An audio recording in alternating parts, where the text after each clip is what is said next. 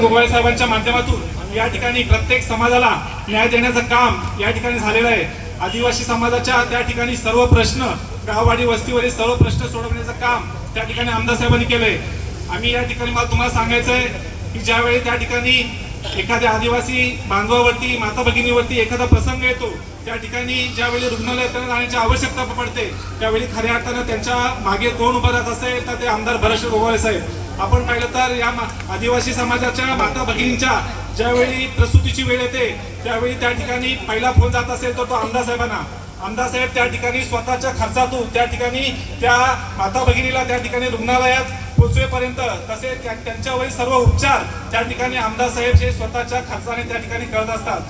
कोणताही आपला आदिवासी समाजाचा माझा बांधव असेल, त्या ठिकाणी कोणताही अपघात झाला, त्या ठिकाणी अपघात झाल्यानंतर त्या ठिकाणी ज्या वेळेला त्यांना उपचाराची गरज असते त्यावेळी खऱ्या अर्थानं कोण उभं राहत असेल तर त्या ठिकाणी शिवसेनेचा कार्यकर्ता आणि त्या ठिकाणी आमदार भरतशेठ गोगावले साहेब या ठिकाणी त्यांच्या मागे उभे राहतात। आता या ठिकाणी काही नेते मंडळी या विभागामध्ये वल्गना करत आहेत की त्या ठिकाणी आदिवासी समाज हा त्या ठिकाणी त्यांच्या उभाटा गटाच्या मागे राहणार आहे। मला त्यांना एवढंच सांगायचं आहे की आदिवासी समाज हा त्या ठिकाणी स्वाभिमानी आहे आणि त्या ठिकाणी तुम्ही काय 500, 1000, 2000 काय 5000 रुपये दिले तरी त्या ठिकाणी आदिवासी समाज हा त्या ठिकाणी बाजूला जाणार नाही। त्याच्यामुळे त्यांना मी आदिवासी समाजाच्या वतीने त्यांना इशारा देतोय की त्या ठिकाणी आदिवासी समाज हा त्या ठिकाणी ज्याप्रमाणे गेल्या 15 वर्षामध्ये आमदार साहेबांच्या मागे उभा राहिला आहे, असाच त्या ठिकाणी आमदार साहेबांच्या मागे या निवडणुकीत देखील त्या ठिकाणी उभा राहणार आहे। आणि या निजामपूर विभागातून जे मताधिक्य त्या ठिकाणी आमदार साहेबांना मिळणार आहे त्या मताधिक्यामध्ये या माझ्या आदिवासी महिला असतील, माझे ज्येष्ठ मंडळी असतील, त्यांचा इथे मोलाचा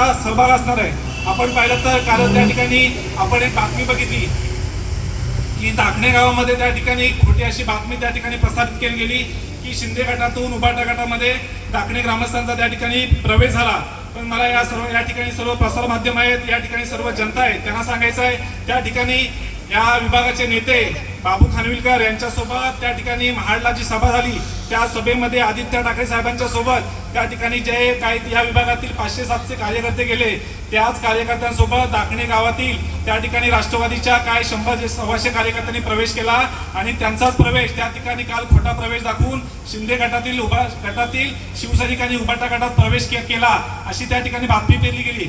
या बातमीवर तुम्ही समजून घ्या की असं म्हटलं जातं बाळाचे पाय पाळण्यात दिसतात, त्याच्यामुळं स्नेहल जगताप या ठिकाणी कसं खोटं फेक नरेटिव्ह पसरून त्या ठिकाणी मतदारसंघातील जनतेमध्ये अफवा आणि संभ्रम पसरवून कसं त्या ठिकाणी खोटा अपप्रचार करत आहेत याची त्या ठिकाणी आपल्याला शहानिशा होते।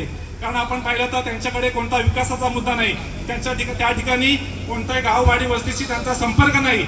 आणि आम्ही पाहिलं त्या ठिकाणी काल सुद्धा या निजामपूर विभागात फिरत असताना 2-4 गावामध्ये त्यांना बसायला जागा मिळाली नाही, त्याच्यामुळे त्या ठिकाणी सबशेल त्या ठिकाणी अपयशी ठरलेले आहेत आणि त्यांच्या कुठेतरी पायाखालची वाळू सरकलेली आहे आणि त्यामुळे त्या ठिकाणी असे खोटे प्रवेश दाखवण्याची वेळ त्यांच्यावर आलेली आहे। ते सांगतात ना की बाबू खानविलकरांचा प्रवेश झाल्यामुळे त्या ठिकाणी आम्ही 5000चा मताधिक्य घेऊ। मी त्या ठिकाणी सांगतो आमदार भरतशेठ गोगावले साहेबांना या निजामपूर विभागातून 5000 मताधिक्य हे माहितीच्या माध्यमातून देण्यात येईल।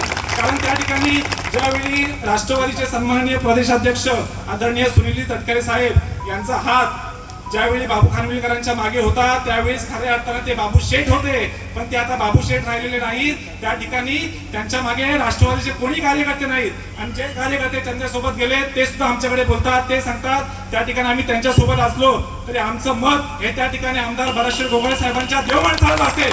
कारण डोंगराळ दुर्गम भागात त्या ठिकाणी जी विकास कामं झाली, या ठिकाणी स्वातंत्र्यानंतर 77 वर्षाच्या कालावधीनंतर सुद्धा त्या ठिकाणी विकास पोहोचू शकला नव्हता, तो विकास पोहोचवण्याचं काम त्या ठिकाणी आमदार साहेबांनी केलं।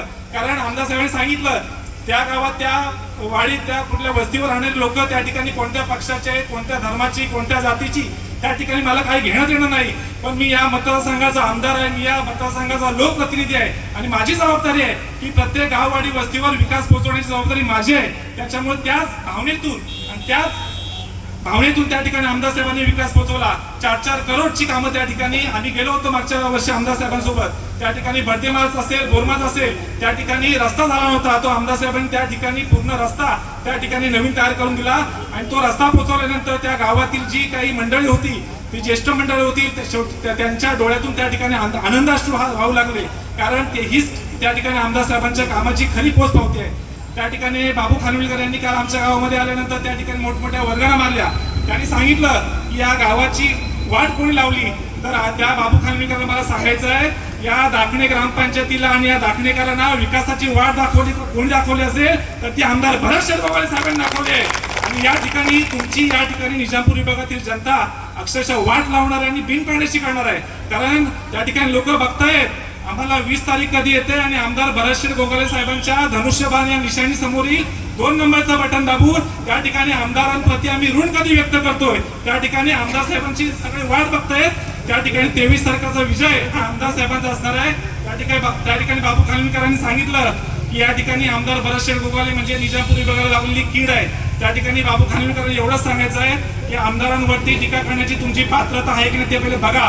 कारण याच आमदार साहेबांकडे तुम्ही किती वेळा मिटिंग केला, भारतीय जनता पक्षाच्या नेत्यांबरोबर किती मिटिंग केल्या आणि किती आकड्याचा प्राइस टॅग लावून तुम्ही स्वतःला विकायला निघाला हे देखील सर्व माहिती आहे. त्याच्यामुळं आमदार साहेब या महाड मतदारसंघातील 10 जिल्हा परिषद गटामधून तुम्हाला कोणी किती वर्गाने केल्या तरी निजामपूर विभाग हा त्या ठिकाणी तुमचा बालेकिल्ला आहे, शिवसेनेचा बालेकिल्ला आहे. त्याच्यामुळे येणाऱ्या काळात सर्वाधिक मताधिक्य हे महायुतीच्या माध्यमातून महायुतीचा प्रत्येक कार्यकर्ता त्या ठिकाणी तुम्हाला दिल्याशिवाय राहणार नाही.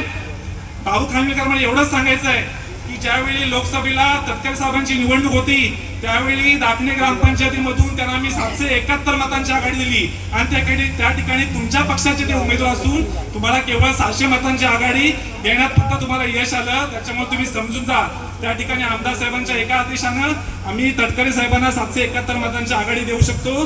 त्याच्यामुळे तुम्ही 1000 काय 10,000 मताला वाटले ना तर दाखण्याची जनता दाखणे ग्रामपंचायती जनता वाट बघते की कधी एकदा 20 तारीख येते आणि कधी आम्ही विरोधकांचा सुपडा साफ करतोय. त्यामुळे दाखणे ग्रामपंचायत मतदार सुटणे आणि त्यांना आव्हान आहे दाखणे ग्रामपंचायत आणि भाले ग्रामपंचायत तुम्ही शर्यत लावा. तुमच्या ग्रामपंचायतीपेक्षा जर दाखणे ग्रामपंचायत मध्ये भरतशेठ गोगावले जर मताधिक्य मी जर नाही दिलं तर मी सक्रिय राजकारणातून संन्यास घेईल आणि जर तुम्ही नाही दिला तर तुम्ही या ठिकाणी राजकारण संन्यास घ्याल काय हा तुम्हाला या ठिकाणी माझा सवाल आहे. या ठिकाणी निजामपूर विभाग असो महाड मतदारसंघ असो या ठिकाणी सर्व जनता त्या ठिकाणी सुज्ञ आहे. यांनी किती वल्गना करू द्या आणि किती पैशाने या ठिकाणी मतदारांना विकत घेण्याच्या गोष्टी करू द्या पण मतदारसंघाची जनता वाट बघते. 20 तारखेला फक्त धनुष्यबाण आणि 23 तारखेला उडालना 23 तारखेला महाविजयाचा गुलाल त्या ठिकाणी आमदार भरतशेठ गोगावले साहेब यांच्याच अंगाला लागला असेल आणि विरोधकांना त्या ठिकाणी तोंड लपवण्याची दुसरी जागा नसेल. या ठिकाणी आमदार भरतशेठ गोगावले साहेबांना मी ऐतिहासिक महाविजयाच्या शुभेच्छा देतो आणि थांबतो. जय हिंद, जय महाराष्ट्र.